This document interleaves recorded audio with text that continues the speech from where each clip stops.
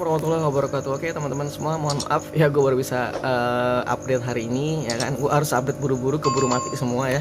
Karena jujur waktu gue agak susah ya teman-teman ya, mohon maaf waktunya agak susah. Nah ini gue mulai mau update dari yang gagal-gagal dulu ya. Jadi jangan dikira mungkin kulturnya berhasil semua ya teman-teman. Ada faktor-faktor eksternal yang akan mengganggu. Nah makanya kenapa kok makanya ilmuwan kalau bikin penelitian kayak begini itu mestinya satu perlakuan ini itu menggunakan banyak toples. Nah, ya kan air beras harusnya ada 5 atau 10, E4 molase harusnya ada 5 atau 10. Chlorella tidak murni ada 5 atau 10. Jadi ntar yang diambil yang berhasil atau kita buat rata-rata. Nah, ini gua masing-masing perlakuan cuma gua kasih satu. Itu yang jadi masalah sebenarnya, nggak boleh. Itu kegagalan, penyebab kegagalan salah satunya ada di situ teman-teman. Nah kenapa kok gue buatnya cuma satu, karena toplesnya cuma itu. Jadi toplesnya cuma itu, ini berbarengan berebutan sama ikan cupang. Jadi ada ikan cupang gue yang gue korbanin ya, gue taruh di toples-toples begini demi penelitian kayak begini. Makanya kalau ada yang mau nyemplung toples, alhamdulillah. Apalagi ya toplesnya toples 4 liter, gue siap deh menerima ya.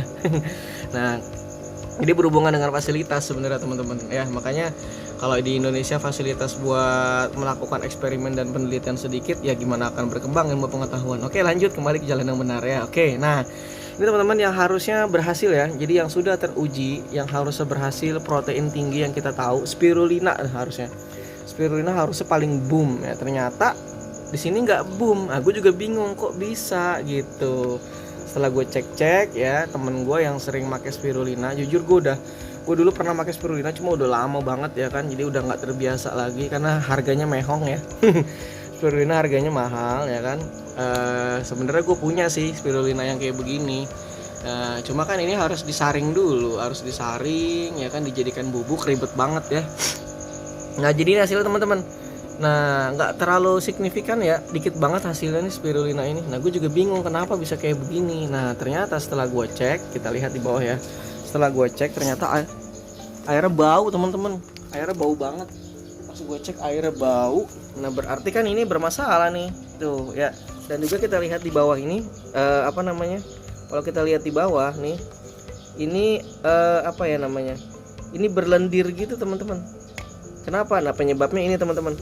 Penyebabnya nih apa namanya, ampas-ampas spirulina. Jadi sebenarnya penggunaan spirulina itu harus disaring juga gitu. Gue emang kemarin kagak ada yang gue saring sama sekali nih, emang harusnya disaring semua. Maklum lah ya, agak males gue kemarin. Jadi harusnya spirulina tuh disaring juga teman-teman. Jadi gara-gara nggak disaring akhirnya kayak gini. Nah berlendir di bawah bikin bau. Akhirnya ya memang bakterinya ada, tapi akhirnya apa ya, terlalu banyak hasil pembusukan berupa gas ya, amonia dan lain sebagainya, akhirnya mati semua. Jadi seharusnya secara teorinya, secara prakteknya yang udah dilakukan sama ilmuwan dan lain-lain sebagainya, spirulina tuh harusnya hasilnya bagus. Tapi hasil spirulina itu harus dibarengin dengan cara perlakuan yang bagus. Jangan terlalu banyak.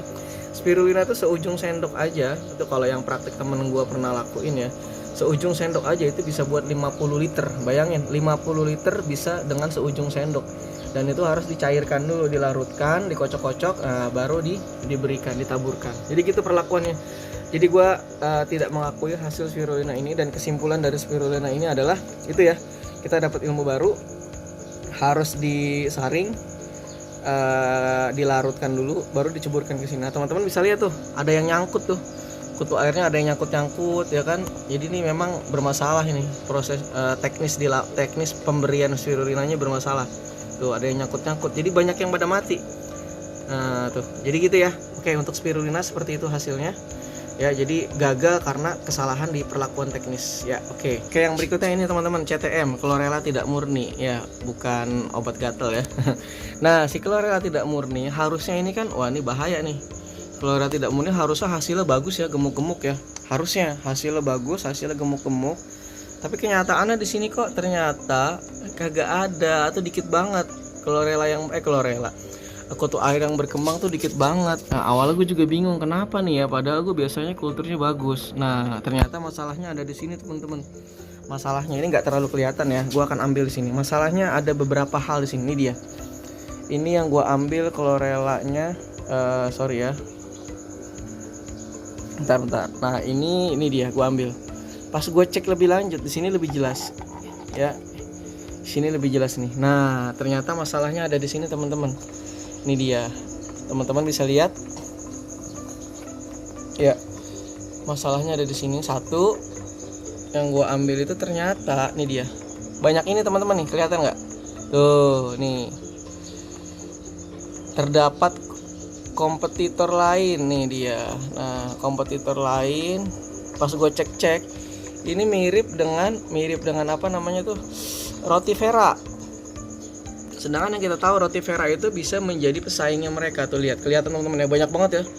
Roti Veranya banyak banget yang geraknya lemah lembut ya kan, kayak Putri Raja ya. Nah, ini dia. Ini roti Vera yang geraknya lemah lembut, banyak banget ini nih tuh, yang mulutnya kayak corong tuh. Nah, itu dia. Jadi banyak banget teman-teman. Yang kita tahu kan dari beberapa sumber ya. Jadi roti Vera itu bisa jadi kompetitornya mereka. Jadi mereka jadi kompetitornya si Moina ya kan, dengan cara mereka sering menempel di Moinanya. Ya gue nggak tahu bikin mati atau enggak, tapi yang gue tahu mereka sering menempel dan akhirnya mengganggu proses ya, mengganggu semua proses aktivitas yang terjadi yang dilakukan oleh Moina. Tuh banyak banget kan. Nah, ternyata pas gue cek ini di kultur chlorella gue itu banyak ininya. Gitu, itu yang kegagalan pertama, kenapa chlorellanya bisa gagal ya kan. Dan yang kedua teman-teman bisa lihat ya, itu pada mengendap semua. Nah, ternyata kan ya, gua kemarin ngambilnya nggak dari sini ya teman-teman ya. Ini kan bagus nih chlorellanya nih, bagus di sini nih hijau. Nah, ini kan bagus tuh, gua ngambilnya dari sini teman-teman. Chlorella yang gua ambil ternyata kayak begini. Nah, gua baru nyadar chlorella yang gua ambil ternyata seperti ini, chlorella tidak murni ya. Kok bisa kayak gini bang? Iya, ini udah mati chlorellanya. Ini chlorella tidak murni, dan gue nggak tahu ini chlorella apa bener. Pokoknya ini green water yang kemarin gue ambil dari ember itu, dari bak ini gue ambil, gue taruh di sini. Setelah gue taruh di sini, terus gue panasin di matahari, gue tinggal sampai beberapa hari gue tinggal. Terus gue tinggal pas gue cek ya, gue nggak sempat ngaduk-ngaduk juga, paling sehari sekali ya. Padahal kalau dia bagus itu, kalau chlorella tidak murni atau dia green water, kalau dia bagus dia kayak begini, hijau semua nih tuh, hijau semua ya kan. Nah, itu warnanya kayak begitu nih, hijau semua tuh. Ini pakai air lele hijau semua, nggak kelihatan ya. Jadi pas gue cek ya kan, lah kok ternyata kayak begini gitu. Dan sebelum gue berikan, gue aduk-aduk dulu, gue buang. Nah, ternyata kesimpulannya adalah ini chlorella yang atau green water, gue nggak tahu. Chlorella ini kan isinya apa gue nggak tahu. Ini kan gue dapat dari teman-teman nih, gue beli dari teman-teman yang starternya ya. Ini adalah green water yang alganya sudah mati tuh kelihatan, karena kalau dia hidup dia agak kayak gini gitu. Kalau dia hidup dia warnanya masih kayak gini, biarpun gue biarkan, gue diemin ya, dia masih tetap hijau nih. Chlorella yang asli kayak gini tuh, mau gue biarin juga, gue nggak kasih aerator juga, warnanya dia akan tetap hijau gitu. Nah, jadi ini ternyata yang gue berikan adalah chlorella yang sudah mati gitu. Nah, makanya hasilnya jadi seperti ini. Jadi tidak ada perkembangan yang pesat, tidak ada perkembangan yang signifikan gitu ya. Ya mati semua akhirnya, kutu airnya. Ini kesimpulannya. Jadi buat temen-temen yang mengkultur pakai chlorella ya kan, dicek-cek juga itu chlorellanya masih hidup apa kagak. Tapi gue yakin sih teman-teman biasanya kan pakai chlorella kalau dia udah matang ya, udah matang sebutan tuh udah coklat udah hijau pekat ya, insya Allah enggak. Nah, ini kesalahannya dua. Padahal yang kita tahu penggunaan chlorella ini bagus banget ya, penggunaan chlorella ini bagus. Udah teman-teman semua udah membuktikan gemuk-gemuk. Nah, ini ya. Jadi itu masalahnya teman-teman, ada dua kenapa chlorella gue bisa gagal. Satu karena ada ini, ada apa tadi, ada ini baru perkiraan gue ya, mungkin kalau teman-teman ada yang tahu ya, ini baru perkiraan gue. Ini karena ada kompetitornya si roti Vera tuh, yang mulut kayak, yang kepalanya kayak corong tuh. Dia kayak ada karena nggak ada mikroskop sih gue nggak bisa lihat, tapi kemungkinan sih perkiraan gue ini roti Vera. Dia geraknya lemah lembut banget ya kan, banyak banget ini. Nah, itu ya, ada dua kegagalan di sini. Kalau chlorella tidak murni, pertama karena ada roti Vera, yang kedua karena apa tadi, chlorellanya udah mati. Padahal harusnya chlorella dan spirulina itu hasilnya boom, harusnya bagus karena mereka protein yang tinggi.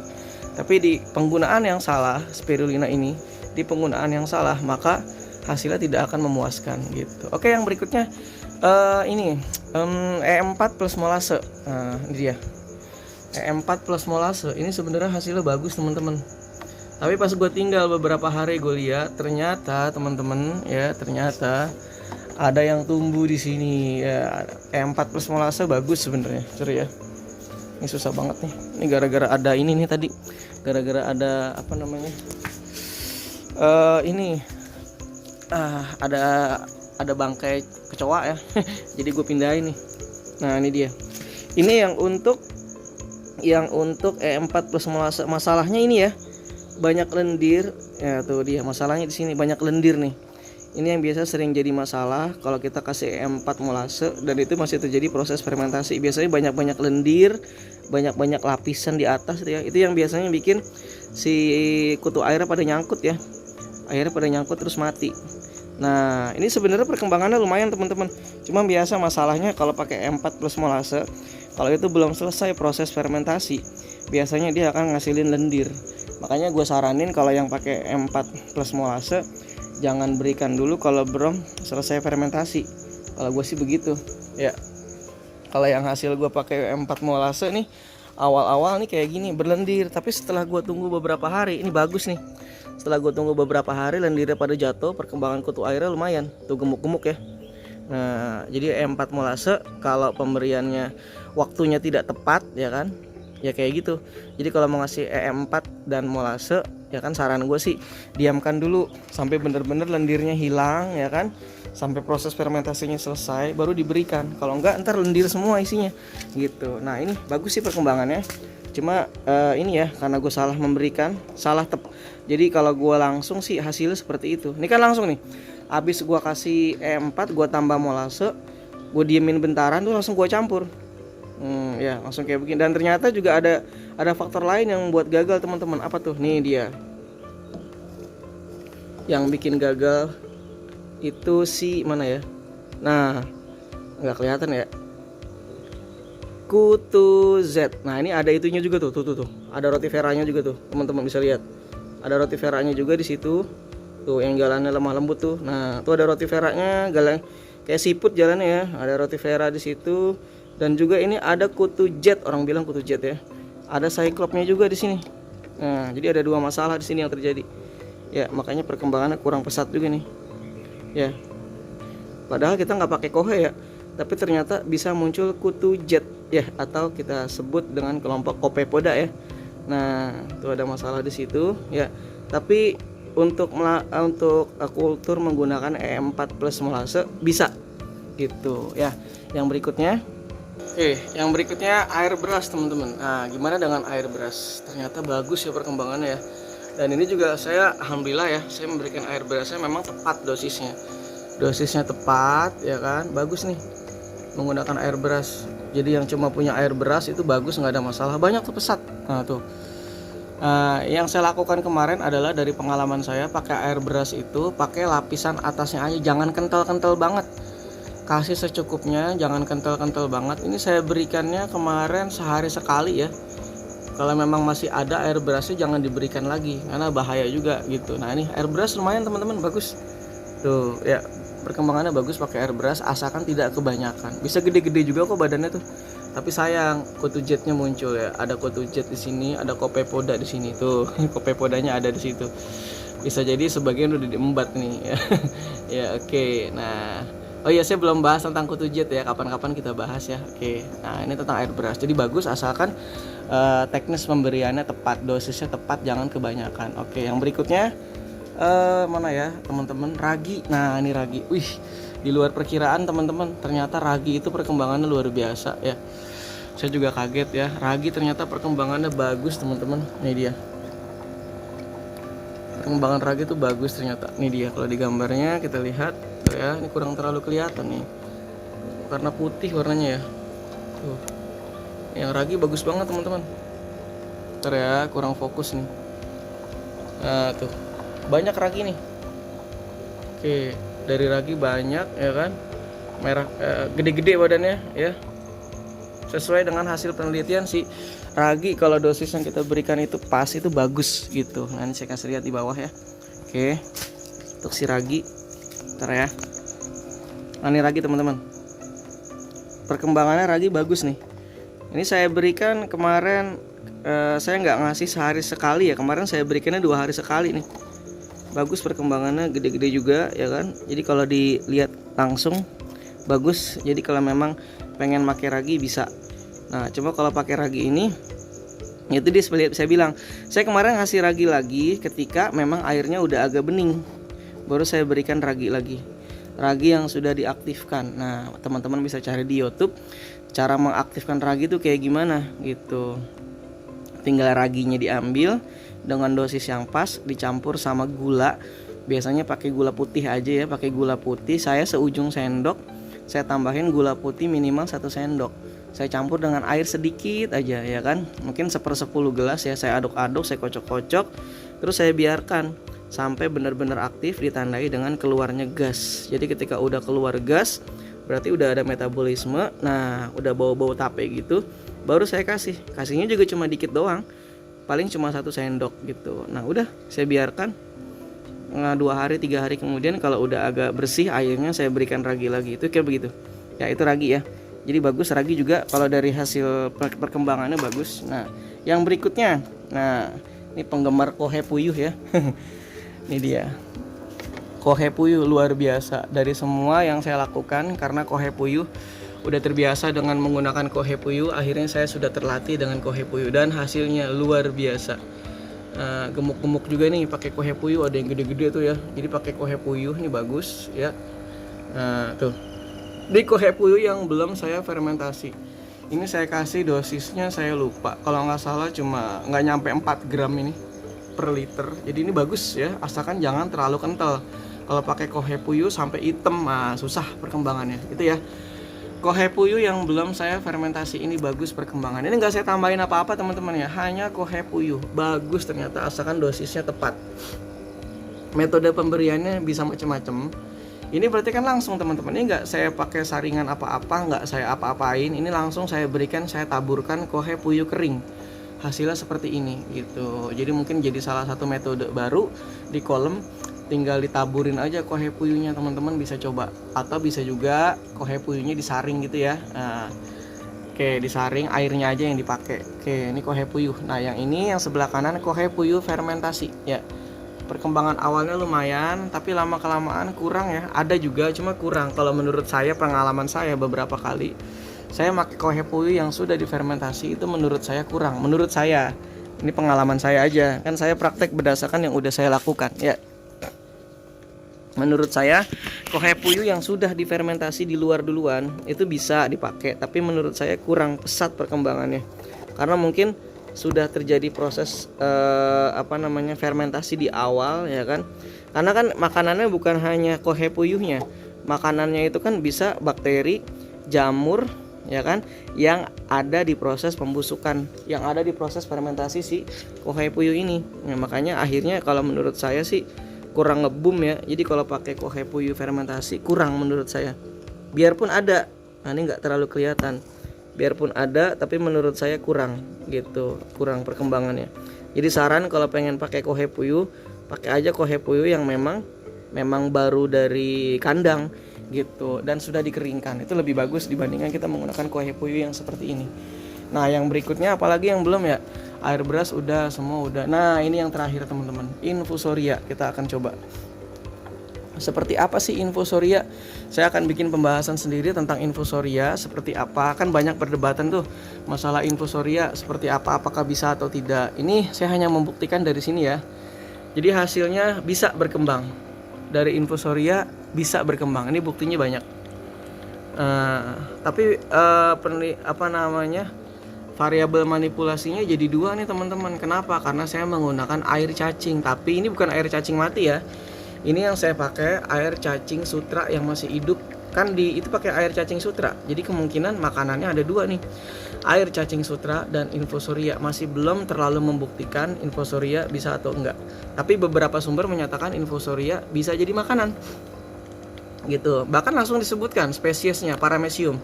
Kalau yang nggak percaya bisa minta jurnalnya ke saya, atau nanti saya akan buatin sendiri kalau emang yang nggak percaya ya. Intinya gini teman-teman, kalau dari beberapa sumber emang ada yang bilang nggak bisa, ada yang bilang bisa ya. Sorry, bukan bilang nggak bisa, tidak mendukung kalau protozoa itu bisa jadi pakan, tapi tidak ada bukti gitu, tidak ada bukti.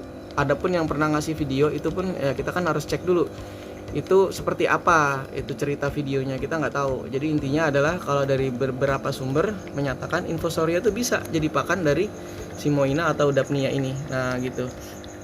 Dan ini saya kasihnya infusoria, kan teman-teman lihat sendiri gimana proses pemberian yang saya lakukan. Saya ngambil dari infusoria yang ada di tempat cacing rambut, saya ambil, saya masukin ke sini. Ini banyak nih, kalau mau dilihat penampakan infusorianya banyak kecil-kecil tuh. Tuh ya, kemungkinan ada infusorianya masih di sini tuh. Itu ya teman-teman ya. Ini infusoria semua nih tuh. Itu yang saya berikan, dan ini ternyata bisa. Tapi memang perkembangannya tidak boom, nggak kencang, nggak meledak gitu ya. Karena dari sumber yang saya baca juga, kalau untuk perkembangan si kutu air dari mulai dia keluar dari induknya ya kan, dari menetas itu, kalau kita hanya berikan paramecium, itu yang diuji coba tuh pakai paramecium, itu perkembangannya akan kurang gitu. Bahkan banyak telur yang abortus ya. Jadi kalau pakai pakan paramecium katanya banyak telur-telur yang gagal.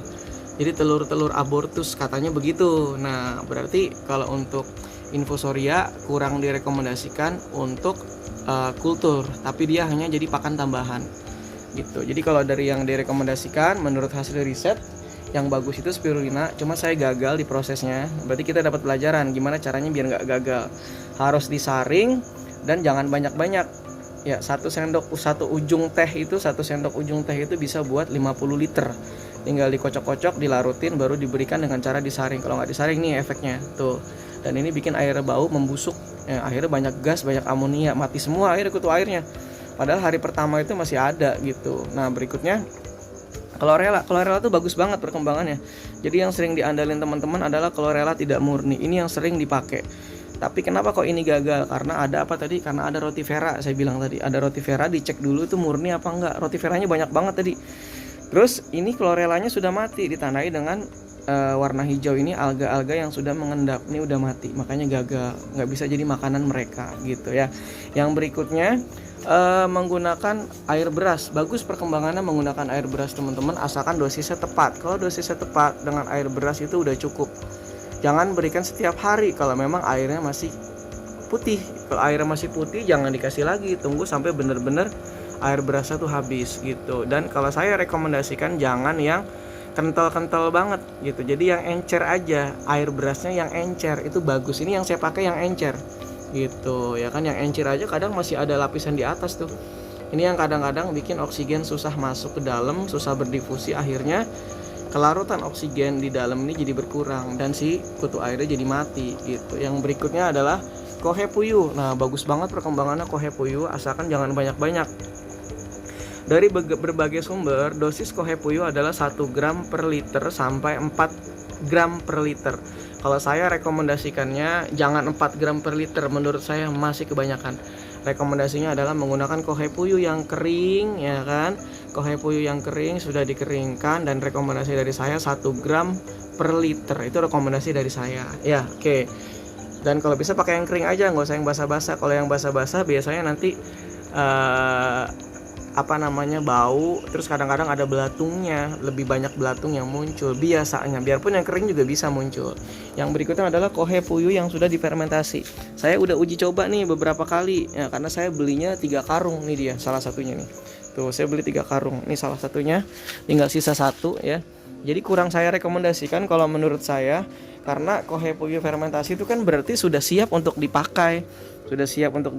Menurut saya kurang, di prosesnya kurang menghasilkan. Jadi kalau bisa pakai kohepuyu yang memang baru aja gitu ya. Yang berikutnya M4 molase, bisa buat kita beli perlakuan, cuma paling masalahnya ada di lendir-lendir di atas yang muncul. Makanya saran saya kalau pengen ngasih M4 plus molase, biarkan dulu sampai lendir-lendirnya hilang, baru starternya dimasukin. Yang berikutnya ragi, yang jarang kita pakai ya. Ternyata ragi itu bagus ya. Ragi itu bagus asalkan pemberiannya tepat. Kalau ragi pemberiannya tepat itu perkembangannya bagus ya. Jangan berikan ragi kalau belum habis. Ini kan masih banyak nih putih kayak gini nih. Saya nggak akan memberikan. Dan kalau teman-teman pakai styrofoam atau apa, teman-teman cek aja apakah airnya sudah bau berlendir. Kalau sudah, teman-teman harus sifon. Ambil bagian bawahnya terus dibuang. Nah, ini ragi ya, bagus ya. Asalkan jangan salah ngasihnya, harus tepat dosisnya. Yang berikutnya apalagi teman-teman? Infusoria. Nah, infusoria ternyata juga bisa. Tapi saya tidak rekomendasikan infosurya kalau untuk kultur berkelanjutan. Infosurya hanya buat tambahan pakan aja, karena kalau yang saya dapat seperti itu dari hasil riset seperti itu, dia tidak kurang bagus, kurang baik kalau digunakan untuk berkelanjutan gitu. Dia hanya jadi pakan tambahan. Oke gitu teman-teman. Ya, semoga bisa jadi manfaat buat teman-teman dan semoga ada penelitian atau eksperimen yang lebih valid lagi. Kalau ada yang mau nyumbang toples ya, silahkan. Saya bersedia untuk menerima karena saya keterbatasan dari toples dan peralatan, makanya hasilnya pun banyak jadinya yang kurang sesuai dengan teori. Tapi nggak apa-apa, saya nggak mau rekayasa. Inilah hasil penelitian. Eksperimen itu akan ada hipotesis. Kita kan punya hipotesis ya. Hipotesis itu kita ambil berdasarkan studi literatur yang pernah kita baca. Tapi hipotesis itu bisa benar, bisa juga salah. Benar ataupun salah akan jadi kesimpulan. Benar ataupun salah bisa jadi kesimpulan. Dan kesimpulan itu juga akan jadi pengetahuan baru buat kita gitu. Jadi jangan dipaksa-paksa benar gitu. Gitu ya teman-teman ya. Oke, semoga bisa bermanfaat buat teman semua. Terima kasih. Assalamualaikum warahmatullahi wabarakatuh.